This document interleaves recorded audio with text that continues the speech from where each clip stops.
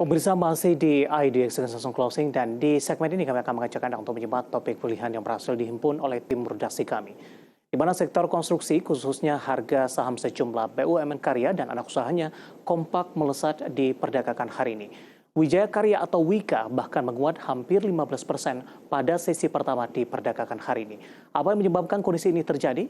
Untuk informasi selengkapnya, mari kita simak tayangan berikut ini. Saham BUMN karya mayoritas berada di zona hijau pada sesi pertama hari ini. Saham Wijaya Karya misalnya bahkan melesat hampir 16%.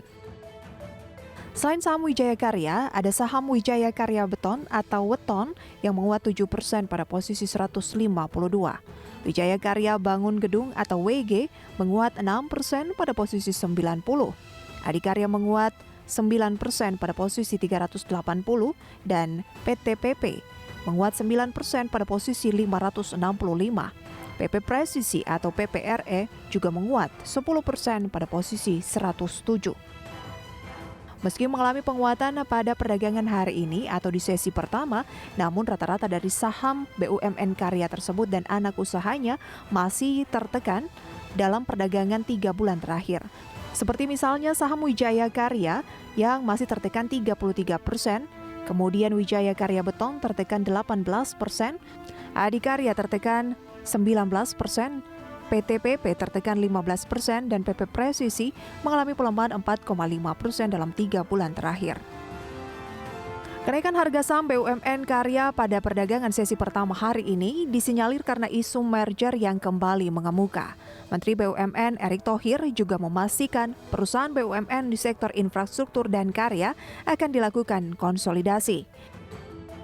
Terkait proses konsolidasi tersebut, kabarnya akan dibagi menjadi 2 segmen, yakni perusahaan BUMN dengan skala kecil di bawah dana reksa dan sinergi perusahaan dengan skala besar seperti Hutama Karya, Waskita Karya, PTPP, Wijaya Karya, dan Adikarya yang masih dalam proses pengkajian. Erick mengungkapkan proses konsolidasi akan disesuaikan dengan cetak biru atau blueprint 2 tahun lalu yang diterbitkan Boston Consulting Group atau BCG.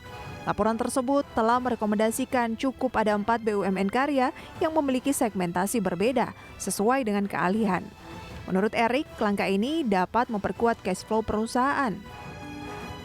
Sementara dalam perkembangannya, emiten di sektor konstruksi juga mendapat sorotan setelah Wakil Menteri 2 BUMN Kartika Wijatmoko menyebutkan laporan keuangan BUMN karya tidak sesuai dengan kondisi yang sebenarnya.